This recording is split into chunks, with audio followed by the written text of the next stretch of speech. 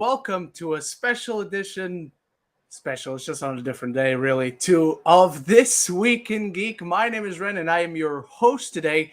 I believe I am flying solo, but I'm not too sure. So let's just wait and hope someone else joins in. I've sent a few invites out for a few people. And like I said, we can't have a show tomorrow, but I promised you I would hang out with you guys on a day this week because I always love doing these with you guys. So let's hope someone else joins in. And a big piece of news fell on our laps yesterday, an unfortunate piece of news, but nevertheless, a piece of news. So, however you're finding us, whether you're watching us live, whether you're catching the replay on the YouTube, or if you're listening to this on Spotify, thank you so much for finding This Week in Geek. By the way, I have a fan on because it's very hot today. Let me know if the fan is bothering you. If it is, I'll turn it off. So just let me know. In case you're new to the show, we basically have 3 segments. We have our weekly ranking where we go through everything we watched this past week, and we rank it from worst to best. Next, we have our main segment of the show where it's a topic you see on the thumbnail, it's a topic you see on the title, it's the topic on the community tab where you leave your questions for the third segment of the show, and I'll do my best to get to them in time. If you want to guarantee your question is answered, you can use the SuperChat feature or the tip link in the description. So without any further ado, ladies and gentlemen, my friends, I'm going to get to my weekly ranking. And I didn't watch a ton this week from Sunday to today, which is Friday the 25th. I watched 3 movies. And those were in last place, Ruby Gillman, Teenage Crackhead. I finally caught up with this one, and it's not good.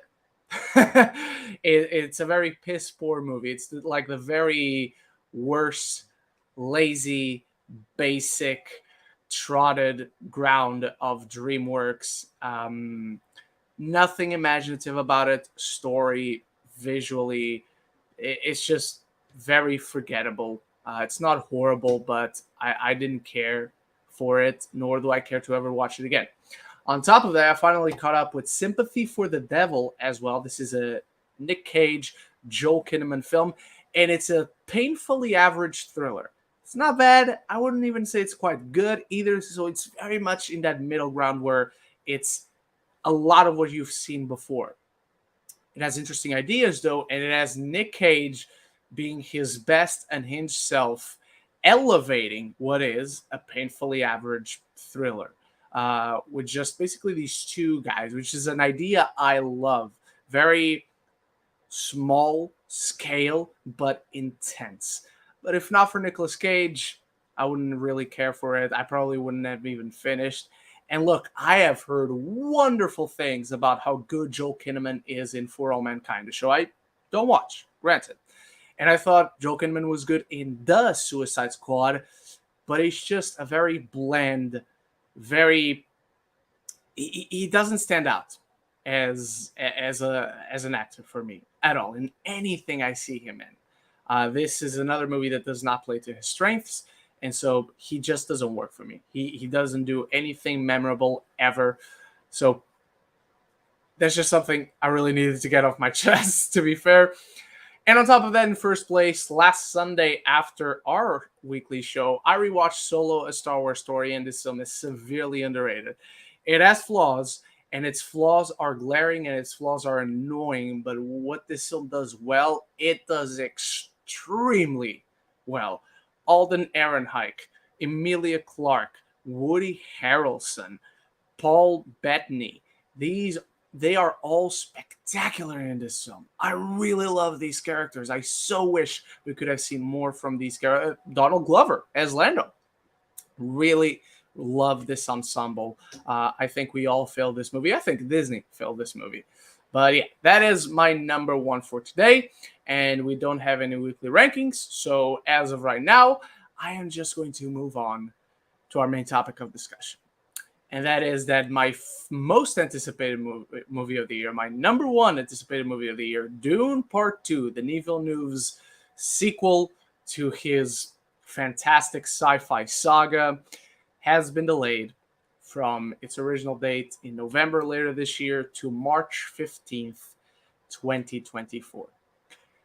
And I could do what I want to do and what I see a lot of people on YouTube, on Twitter doing, and rightfully so, that our movie was delayed and we have to wait more time for our movie. And that sucks. That's really bumming me out, my spirits. Like I don't know what else throughout this year, because right now anything could be delayed, I guess. I don't know what else throughout this year I'm like, that's the movie I'm most looking forward to this year. Because I've seen John Wick, I've seen Mission Impossible, I've seen Barbenheimer. So all those big movies, Spider-Verse, all those big movies that we were most anticipating this year, they're all gone. We have the Marvels, we have Aquaman. I love my superhero stuff, but Dune Part 2 was special. And it really sucks that it was delayed because it was the big blockbuster event for the rest of the year. That said, there is a deeper problem with this delay specifically because it was openly, as Warner Brothers announced it, it was openly announced that they delayed this because of the ongoing strikes. In a day where a lot of news came out about the latest meetings and conversations between the AMPTP and the WGA. And that is that studios are greedy. And studios are self-destructing themselves. They are self-destructing the industry. And this will be immensely damaging, not only for them, not only for Dune itself, but it's going to create a ripple effect for the rest of the blockbusters, for the rest of the studios, for the rest of the film industry in general. Just forget blockbusters specifically. This is going to hurt movies. This is going to hurt the audience's credibility on movies coming out because marketing campaigns have riled up. They're deep into their marketing campaigns, and then they're going to delay movies. And by the time those movies come out, people will be like, oh, didn't that movie come out already? I guess I forgot. Now I'll wait for it to come out. Because there are these other movies that now I'm more aware of that are coming out now. And what came out recently, like just as of yesterday or like the day before or something else, was, and let me find a specific article here, was that, let me find it. Sorry about this. Yeah, there we go. The writers, the latest negotiation, the latest ask from the writers was that they asked for a measly 0.18% of a studio's annual revenue.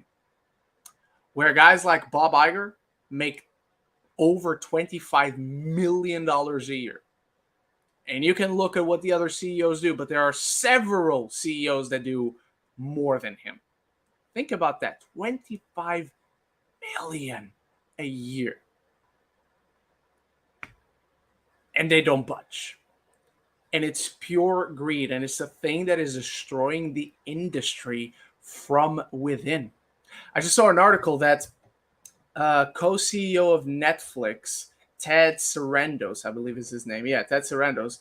He is concerned, hear this out, he is concerned that if they give a fair deal to writers and actors in the US, it will set a precedent for writers and actors in other territories to ask for fair deals.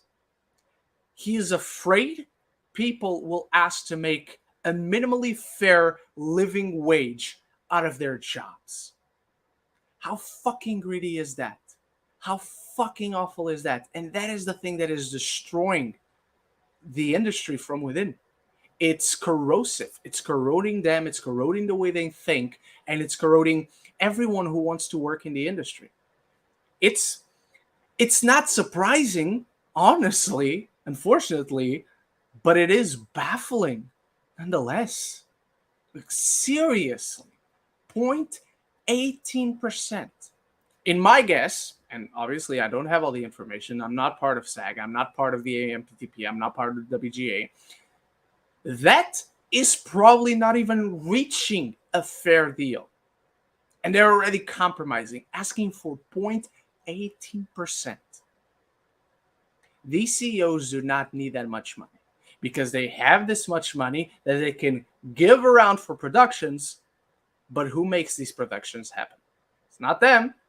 They're not the guys who make these productions happen. They are the guys who give someone the money so that that someone can make these productions happen, can make this art that is filmmaking come to life.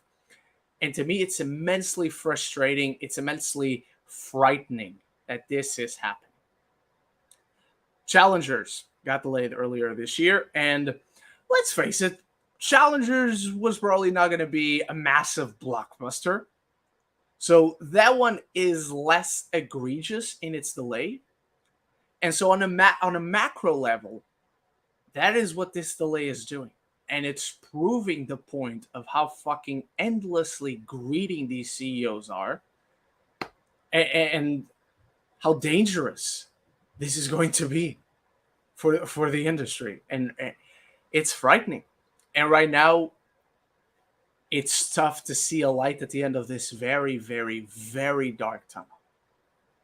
On a smaller scale, when we look at Dune specifically, Dune had already taken way too long to come out from part one. They should have shot it back to back. They should have greenlit it immediately. And it was just about to come out. We are what? We're at the end of August, so let's say September. 2 months. 2 months from coming out. And they delay it. After putting out all the marketing, after ramping up all the excitement, having people aware. And right now, it's 11 minutes past 5 p.m. here. And today, Empire, one of the most illustrious film magazines in the entire world, is putting out an article on Dune. They announced it yesterday at like 2 p.m., 3 p.m. over here.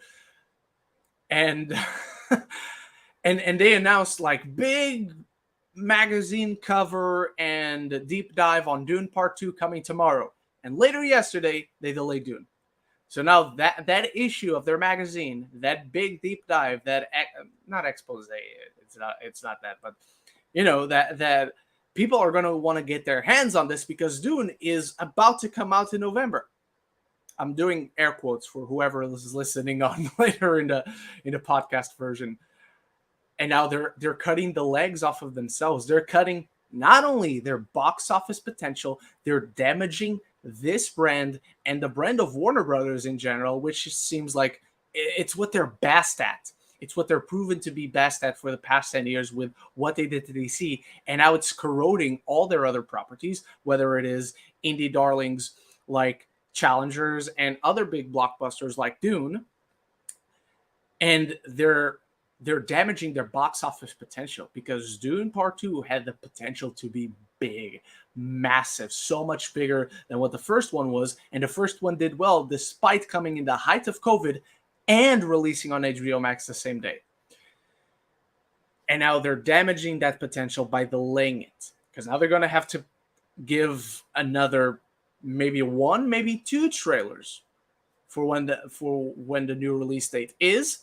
And they're damaging their Oscar potential because now they're not coming out in October. They're not coming out 2-3 months away from when they have to start their campaigns and putting Dune in the eyes, in the ears, in the general awareness of the Academy voters. They're going to have a ton more work to do because it comes out in March. It shouldn't be like that. I don't agree with that, but it is what it is, you know. So they're damaging their what could be their biggest property because Denis Villeneuve wants to do at least one more. They have a show coming out with the Sisterhood of the Bene Gesserit. And now who's going to be interested in that? I'm going to be. You're probably all going to be because we're hardcore. We travel in these circles. We're aware of all these news, of everything that's going on, at least that we can get access to.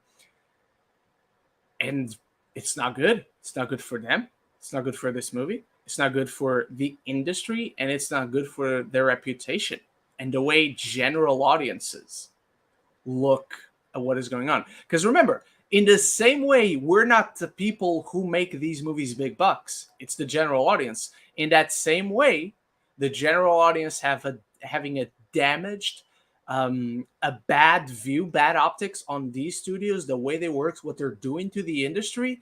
It's the general audience going away. Stop caring, not believing in the promises when a trailer comes out November 2023. Oh, and then it was delayed to March 2024. Like, because general audiences are so not aware and so disregard the intricacies and the details and the deep dives into specifics of the information they get, they also won't care for much longer. And that's immensely dangerous for me. That's, like I said, it's frightening, and I'm gonna sneeze at any moment now, so please forgive me. But I feel it coming. But it's just a bummer. I don't like this. It's like I said, it's frightening. It's depressing. Honestly, I don't get it. 8.18%. 0.18% is nothing. Because if you have SEOs, if you have all that money, but you don't have anything to do with it, guess what? You're not going to be doing anything with that money. But eventually, sooner or later, because you don't budge to fair deals for people to make a living out of their jobs, just like you are comfortably making a living out of your jobs, you're going to lose those jobs because those jobs are not going to be around anymore. It affects the industry at every single level, from audiences to creators to CEOs. And the longer this goes on, the more they're going to be affected. The longer this goes on, the faster that snowball is going to get so big you can't escape it. And they're keeping Wonka, they're keeping Aquaman 2, another damaged brand they have, so they don't want to move that one for some reason. And it sucks because they want to get the actors back. They're trying very hard to get the actors back because just like the CEOs have a leverage over the WGA, the actors have a leverage over the WGA. And the actors know that. Just like the AMPTP has a leverage over the WGA, the actors SAG has a leverage over the AMPTP. And the AMPTP knows that, and they're trying very hard to get SAG back as fast as possible. But that is a short-term solution. If you get SAG to agree to a deal, if you give them fair compensation, that will work out for like a year, maybe not even that. Because after that, without the WGA, you can't make any more movies. You're going to have to keep delaying, not movies that are ready to come out, but you're going to have to keep delaying productions. You're going to have to keep delaying projects that are in pre-production, that are on the writing stage. And you can't do anything. And so all those 25 million and more some of these CEOs make annually, those jobs that pay them that much money, they're going to disappear because there's nothing to do. The industry is going to crumble, and it's crumbling right now from within. So it sucks. It absolutely fucking sucks. I really, really hate this. Not just because of the direct effect of Dune has been delayed, but what it actually means for the industry, for the artists in the long run. And that really sucks. So those are my thoughts. Unfortunately, nobody here to bounce ideas off of. So I say let's put some smiles on my face. Let's put some smiles on your faces, and let's move on to our favorite part of the show where we answer your questions. So if you haven't thrown in a question yet, go right now to the community tab, drop a question there, and I'll do my best to get to it. All right. Starting with Deminesian Scott, are you going to buy any of the official physical media Disney Plus shows, including Prey? Absolutely. I'm a physical media guy. Physical media forever. I don't own digital media. I will not pay for digital media. That is ridiculous for me. If I don't own it, it means I can't touch it. And if I can't touch it, I'm not paying for it.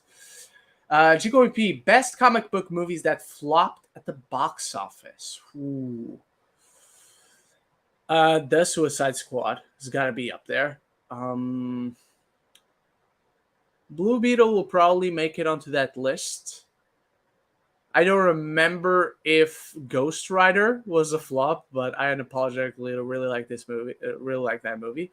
Um, was Blade 2 a flop? I'm not sure. What else in the MCU? There aren't really any flops. I like Ant-Man Quantumania, but I don't know, like, off the top of my head, I don't know if I would put it that high up. It wasn't quite a flop. It was underwhelming, but it broke even at least. Um, More comic book. I don't. Man of Steel didn't flop. It underwhelmed as well, or did it flop? Hang on. Man of Steel, or as I like to call it, Masterpiece of Steel. Yeah, it definitely didn't flop. It definitely didn't flop. Just about broke even. So yeah, those are a few that come off the top of my head. All right. GKP, do you think Blue Beetle might have the legs Elemental got this year, where out of the gate it was announced as a flop at the box office, but word of mouth helped carry it along the following weeks, especially with September not being that big, aside from Equalizer 3. And honestly, how much money is Equalizer 3? Ooh, Dread's a good shout. Thank you for that. Dread's a really, really good shout.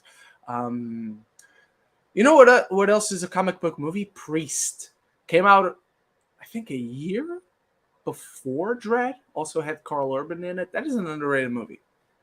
Um, really, how much money is Equalizer 3 gonna make? I think it's gonna do well, but for what it is, it's not a massive blockbuster. Um, I think there's a chance. What helped Elemental was that specifically over here in the UK, and I'm sure many other territories, Elemental came out around 3 weeks later than the US. So while everyone was talking about Elemental, despite talking about it being a flop, everyone was talking about it. So when it finally came out here in the UK, everyone already wanted to see it because it's a Pixar movie.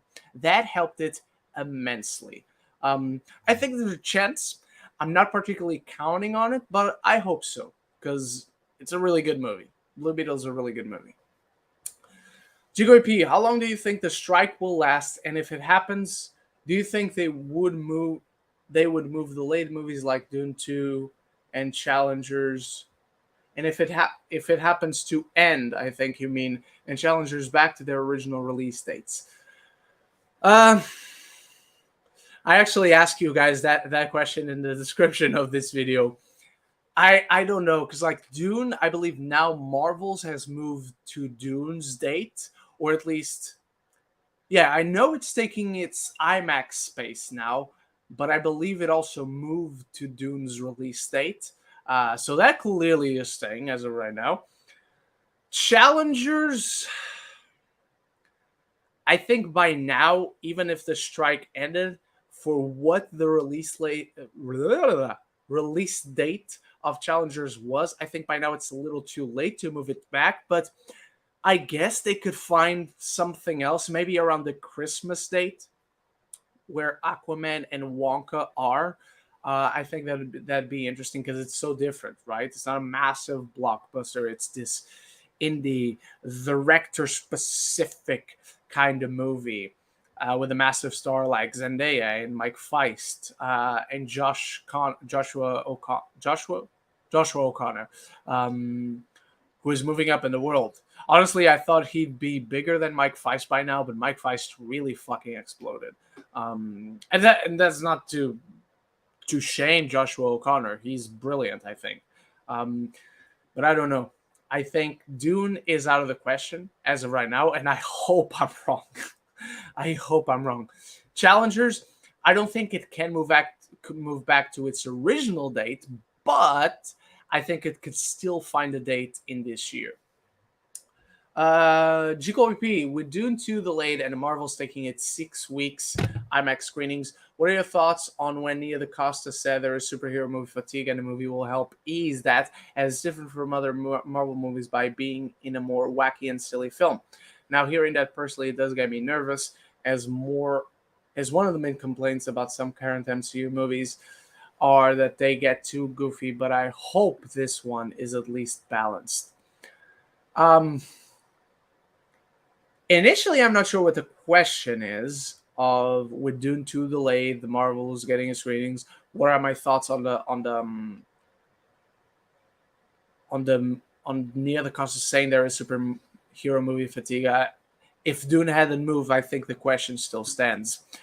I think the comments are because I certainly don't think overall a valid complaint on the MCU is that movies overall are way too silly. Really, it depends if that's an issue you as well have. But I definitely think the MCU is not short on wacky and silly movies. Um, like the Eternals wasn't wacky and silly. Shang-Chi wasn't wacky and silly. Multiverse of Madness was wacky, but I don't think wacky in the same ways people are complaining about. Like the natural premise of that movie is wacky, but in a really good way. Um, Guardians of the Galaxy, there's a silliness in there, but it's the kind of silliness people love. So I think it's the wrong comments to make.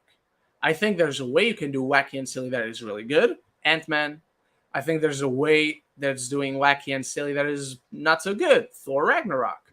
Uh, um, so it really depends. But on the surface, when you just hear these comments like, this film is actually good because it's wacky and silly, like the MCU is not doing. The MCU has done it for a while. The MCU has succeeded at it. The MCU has failed at it.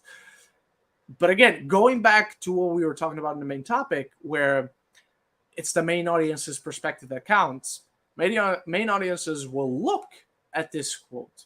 They will even see the entire quote, as I've seen the entire quote, and they'll be like, no, that's not different. That's what we've liked. And fair, despite me disagreeing, a lot of people have thought the MCU is too wacky and too silly. So seeing this, it's not the best kind of publicity. A lot of people say any publicity is good publicity, and I guess to a point that is true, but people will not like reading this as like a defense for this movie that is coming out. I think it's strange. I think it's definitely strange. And when she says there is superhero movie fatigue, again, there isn't. There is mediocre movie fatigue. There is weak movie fatigues.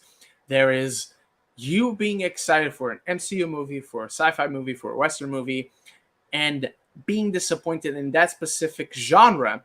Of course, people on the surface, at first glance, will associate it with the genre, but it's not a fault of the genre. It's a fault of the specific movies. And what can you do to make it better? It's not change the genre. If you do the exact same movie that is Ant-Man and the Quantumania, but change the character so it's not in the MCU, people are going to react the exact same way. So it's not a superhero movie fatigue. It's a mid-movie fatigue. Jigo Repeat, with Gran Turismo coming out directed by Neil Blomkamp, who are directors you consider to be one-hit wonders, where they made one great film and haven't lived up to its sense? For me, a few that come to mind are Richard Kelly, Donnie Darko, that is a very good one. Ruben Fleischer with Zombieland. Well, Zombieland 2 was good. Michel Gondry, has he not done another good movie? I would have sworn Michel Gondry did another good movie, at least. What has he done? What has he done? Hang on. Now I'm curious.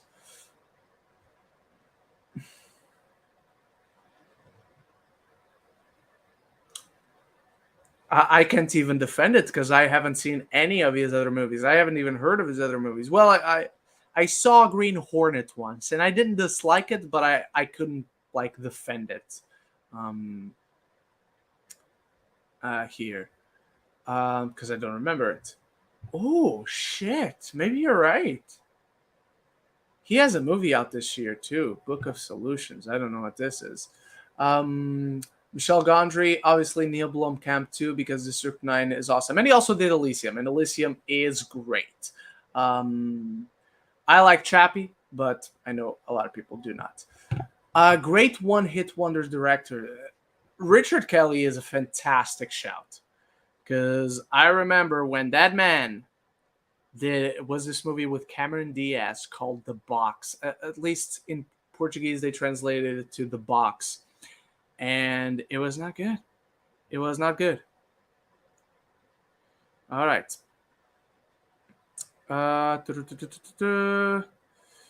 Where are we? I still haven't answered your question. So now I'm thinking. Let me search for one-hit wonder directors. Do you remember Tony Kaye? Tony Kaye was the director of Curb Stomp, the Curb Stomp with Edward Norton. American History X, and he hasn't done anything good since. There's another one. The guy who did Amelie didn't do anything good since. There's a big one. The biggest one for me is James Mateague, who directed V for Vendetta. Go watch his filmography before and since. Actually, I don't think he has anything since before V for Vendetta. But yeah, James Mateague. Watch everything he's done since. And he directed episodes of this show on Netflix called Marco Polo. But like, if you want to count like just movies, he hasn't delivered anything remotely good since. So, GKP, worst theatrical experiences, because when I saw Meg 2, I was sitting in front of an annoying family who wouldn't shut up. Also, Jurassic World Dominion, I was sitting next to an obnoxious couple. Worst theatrical experiences. I don't have like any particular ones. Like I don't have Ninja Assassin was fun. I don't think that it was good, but it was fun. The action at least is memorable. Like I can tell you when I watched Lights Out, there were a few teenagers talking and throwing popcorn at each other, which really fucking annoys me. Like, why are you buying popcorn if you're going to throw it away? Why are you wasting popcorn? Let me have that popcorn, and I'll eat it. But yeah, apart from that, I don't have a particularly bad one, honestly. I don't remember having one that like sticks out in my mind. But even with Lights Out, which is not remotely bad compared to a ton of stories I've heard, whether it be from Chris Stuckman when he did that year about that video about horrible theatrical experiences years ago, or Sean Chandler, who also did videos of the sort. My experience with Lights Out is not that bad, but the common denominator is that it is a horror movie. Usually, it's always in horror movies. So yeah. Jigo P, how would you rank the superhero movies so far this year from worst to best? I will not answer that. I think someone asked this last Sunday as well. I will not answer this because I will have a video on it at the end of the year, after the Marvels and after Aquaman 2 comes out. So as not to spoil what is my number one, which will probably not be beaten, which is my number two, which will probably not be beaten, my number three, which will probably not be beaten. I'll tell you Blue Beetle is my number four. So it stands above The Flash, and it stands high above Shazam Fury of the Gods. GOP also asks, by the way, we're running out of questions, guys, so if you want to throw in more questions on the community tab, feel free. Otherwise, this will be a very, very short episode. And we already have more questions, so awesome. GOP, most anticipated films of the fall season now that Dune 2 moved. That's what I was saying at the beginning. Like, I don't know. My most anticipated movies right now are what I'm going to watch at Venice, what I'm getting the chance to watch at Venice. So probably Poor Things is high up there. Ferrari, David Fincher's The Killer. I'm very excited for that. El Conde is the new film by Pablo Larraín, who did Jackie and who did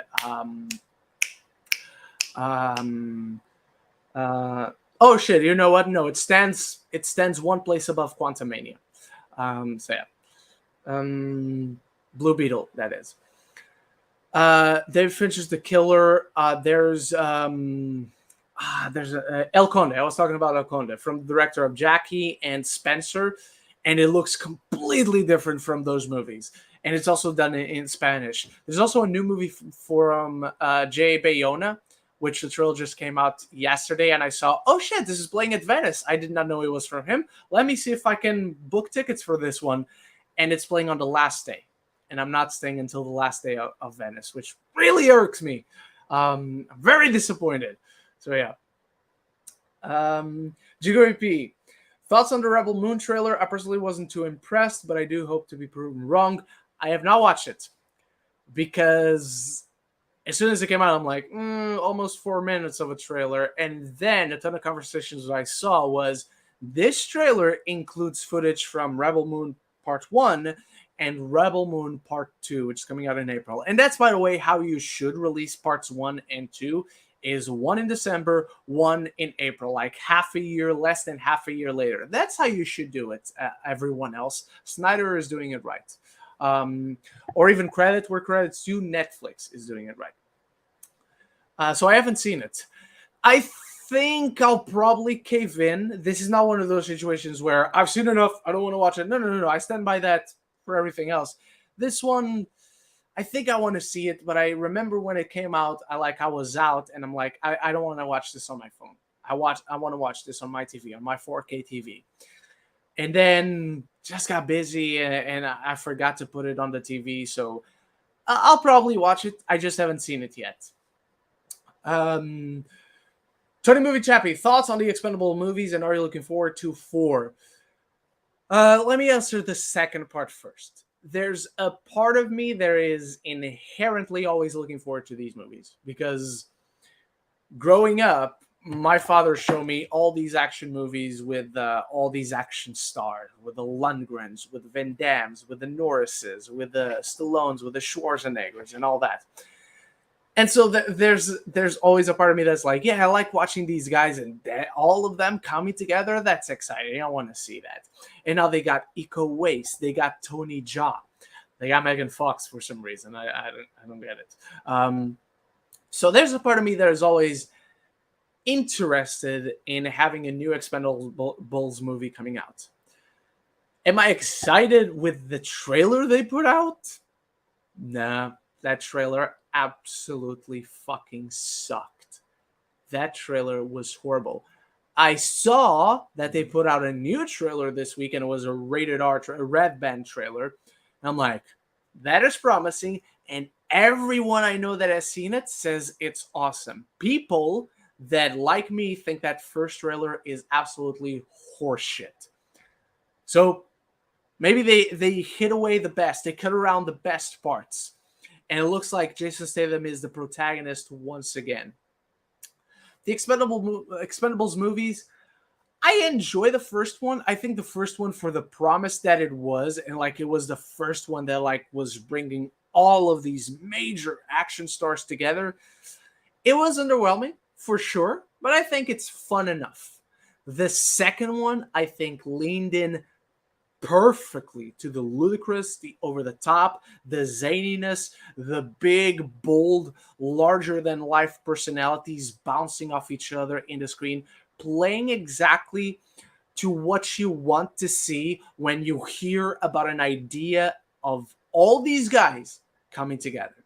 The second one did it perfectly. I think the third one gets way too much hate, but I also think that its biggest problem is not even being PG-13.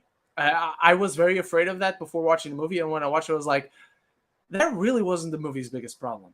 The biggest problem was that movie, for some baffling reason, thought it was a good idea to do like, remember when the big concept of this franchise was bringing all these veteran action stars together? Let's not do that. Let's put all of them to the side and having Stallone, who is the main producer of these movies, team up with all these younger guys, including Ronda Rousey, who couldn't act to save her life. And was Glenn Powell in that? I think he would be way too young in 2014. Give me 1 second.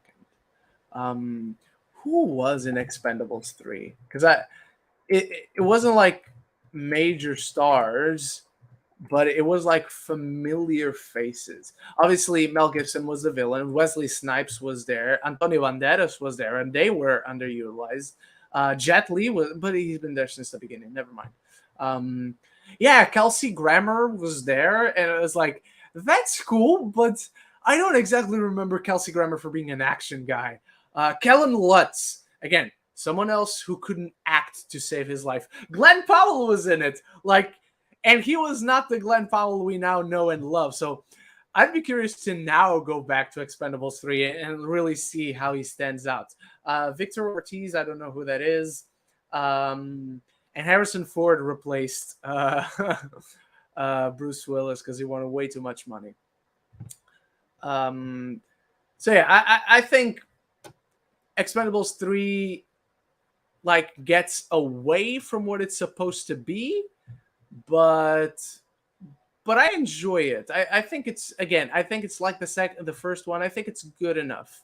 I think the second one is still the best one by far. And Van Damme as the villain was awesome. He was awesome as the villain. Ryan, how do you describe guilty pleasure? Something you recognize is not exactly good, but you have a ton of fun watching. Like this does everything wrong. Like 30 Dancing, my guilty pleasure. It's way too cheesy. The relationship makes no sense. There are even some problematic elements in this, but it is so much fun. It is such a time capsule to the heightened sensibilities of the 80s for the genre that it is. And it's a movie you cannot blame for not trying. Everyone is fully committed, everyone is fully trying. It is a movie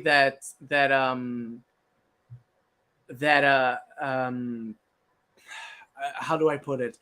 It is a movie that makes no shortcuts, doesn't do it half-assed. It's fully committed for it. So yeah. Where are we next? Dominic Scott, what are your predictions for Scream 7, and will it be divisive that people won't like it at all? I don't know. I would have to have seen a trailer and know some of the concepts or ideas for the plot, or have to have any idea if people think it's divisive or I don't care, honestly. My predictions, I think Sydney is going to come back. I think they really want that. Other than that, I have no idea because I know nothing about what's supposedly going to happen in the movie right now. So,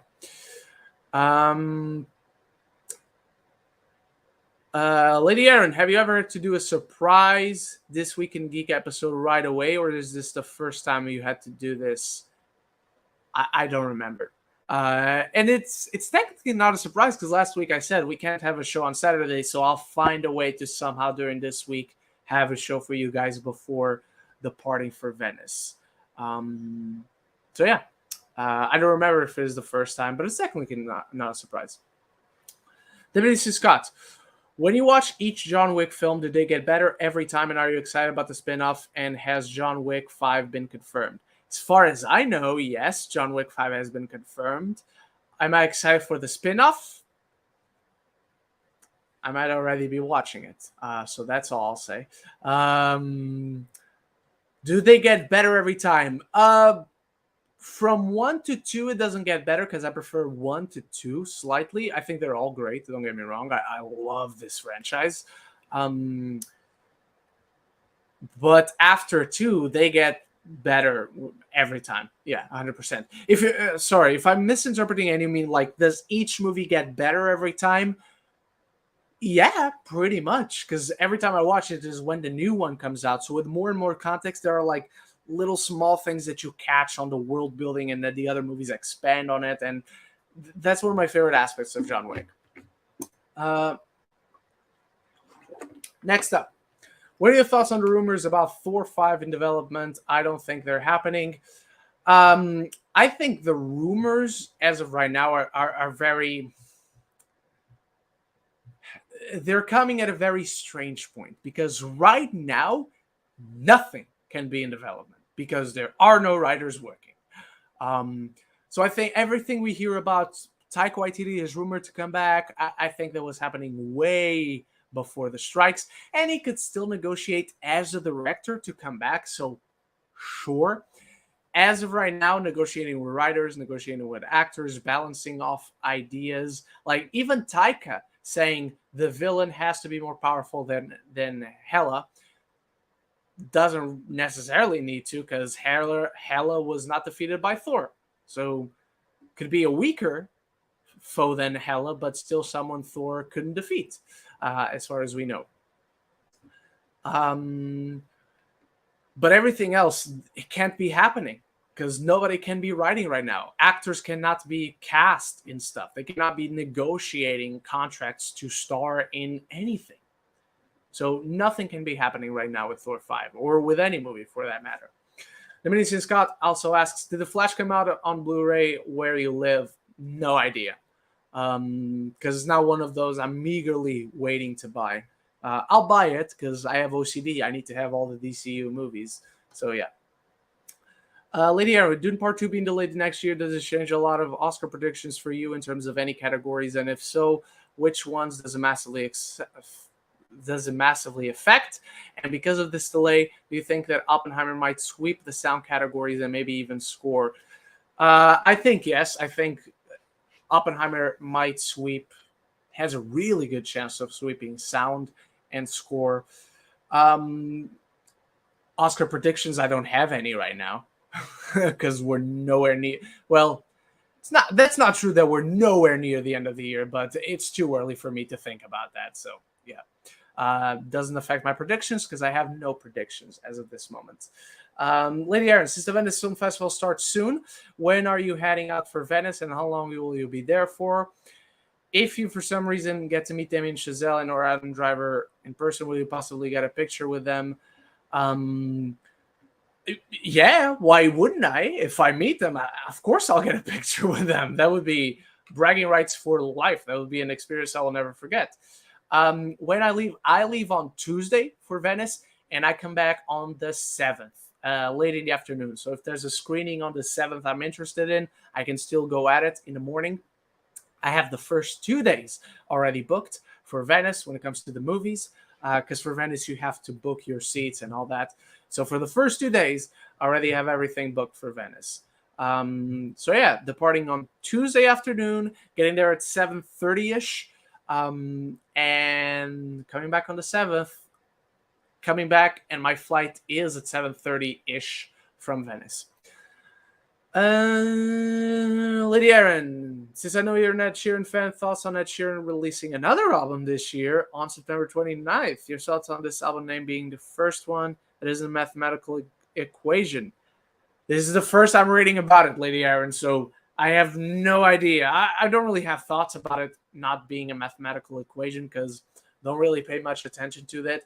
And it's also not the first one because covers number 6, wherever it was, where he does each music with a different artist. That wasn't a mathematical equation. I had no idea he had another album coming out. So fucking awesome. I'm excited. Bring it on. Lady Aaron, with the surprise episode of This Week in Geek completely caught me off guard. I won't be posting as many questions to you as I normally do. Are you okay with that? I'm perfectly okay with that. It's just that the show is going to end sooner if we don't have any more questions. Because right now, this is the last question we got. But feel free to post as many questions as you want. It's just when we get to the 90-minute mark for the show, that's when I'll cut it off. But until then, keep throwing in questions. Otherwise, this is the last question for today's show, which is very unfortunate. But if you have questions, ask questions. I'm more than happy to answer your questions. It's just a matter of them being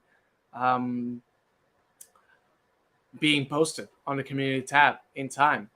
Because if you guys don't have questions, I'm not here doing anything, and I'll let you go. I won't waste any more of you guys' time. So yeah, I know that the feed has a little bit of the delay for those watching, so I'll wait a little bit to see if any more questions come in. But right now, that is the last question for today's show. So let me just check.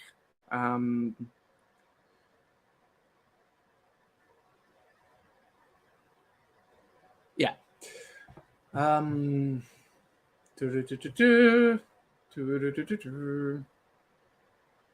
yeah, no questions so far, so I'll wait a little bit more. I just need to check if I have something on my email. Yeah. Okay, I don't have what I was expecting. All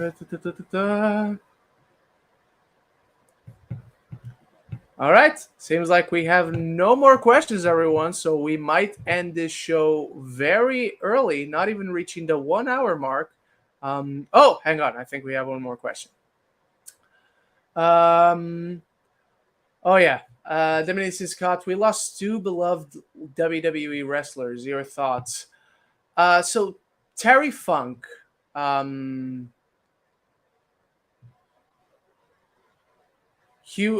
Terry Funk was a huge legend. He was one of those guys that kept reinventing himself throughout his career.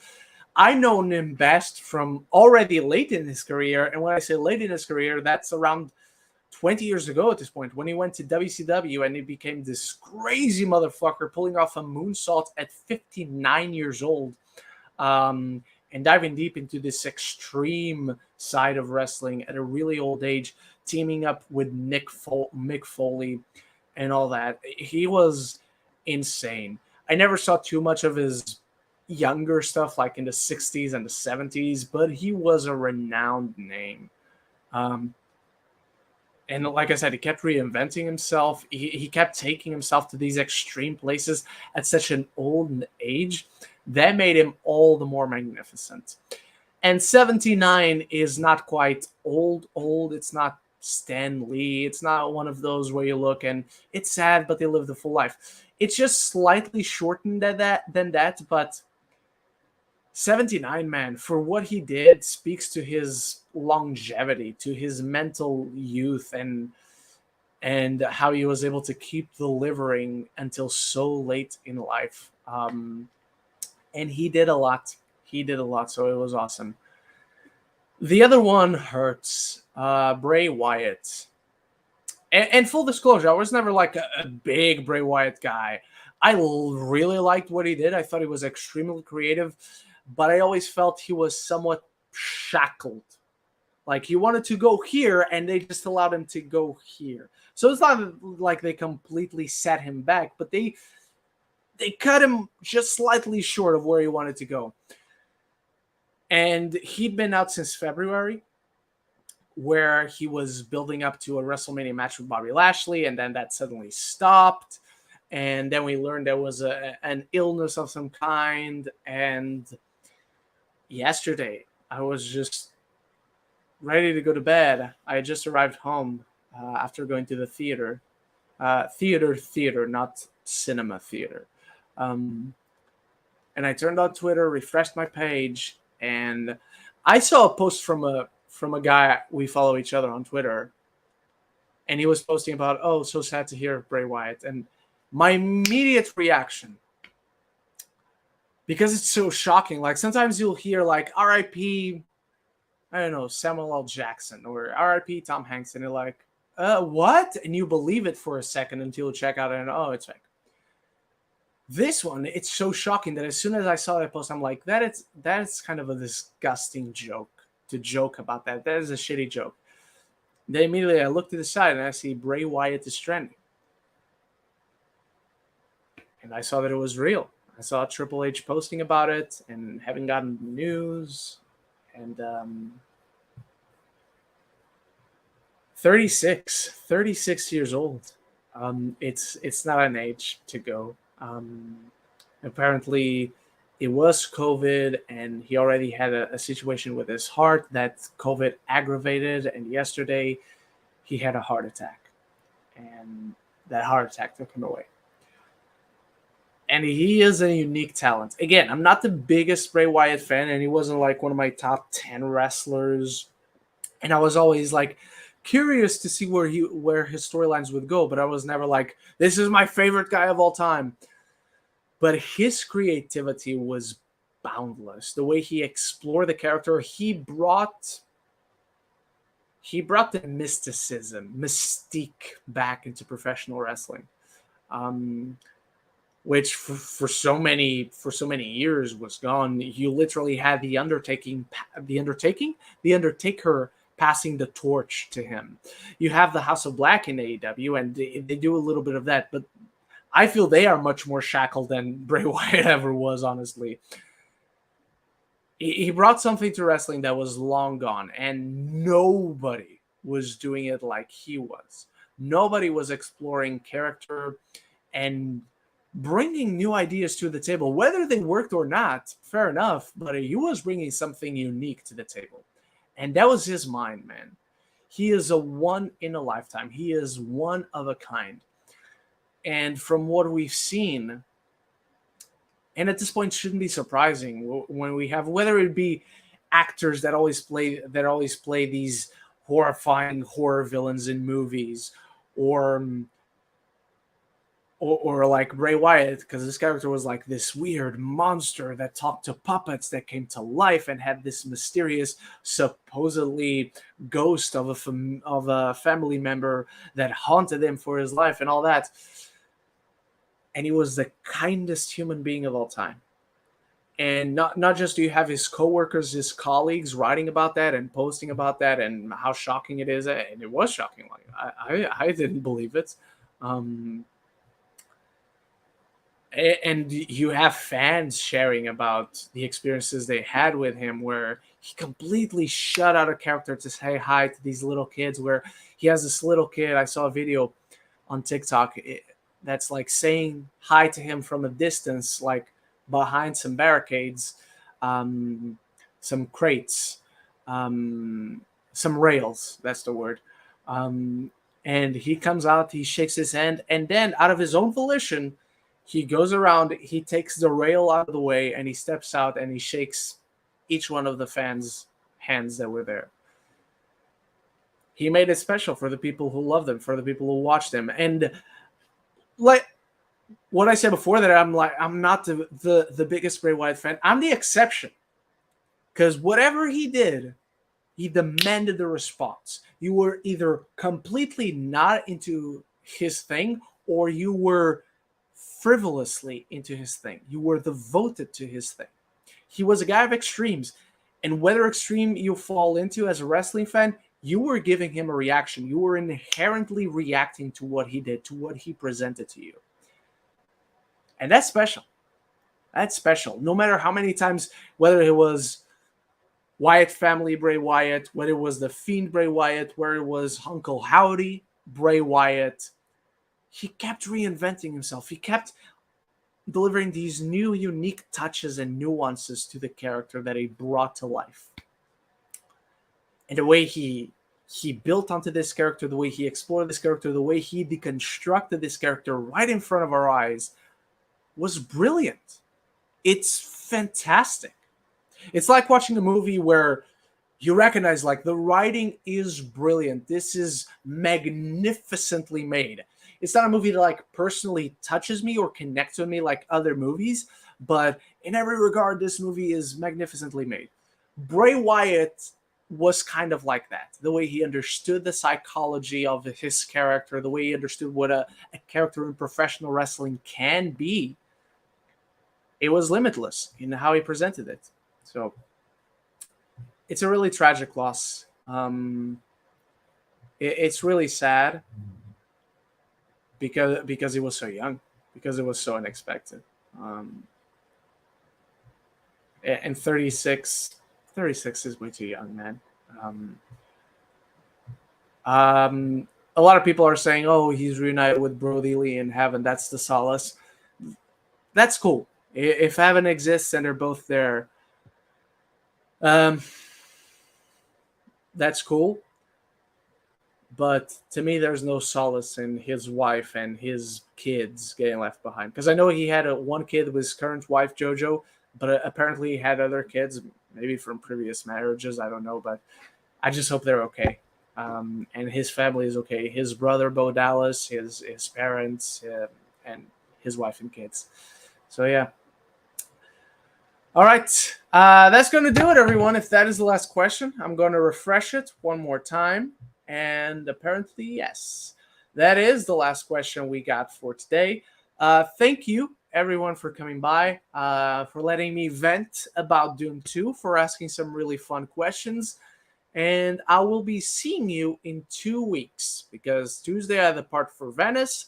So next Saturday and tomorrow, there can't be a show, but 2 weeks from tomorrow, we'll be back on schedule. I'm surprised a lot of you guys didn't ask me why I posted earlier this week that I'm going to America in 2024. But we'll leave that for 2 weeks from now in episode 62. I will see you then. Thank you so much for watching. Stay tuned for all the Venice coverage. I will have many, many, many reviews for you. And so until the next one, I hope you stay safe. I hope you enjoy the little bit of the summer we have left. I know summer movie season is over, but we're still in summer. So enjoy the summer. And until next time when we're live, love each other and love the movies.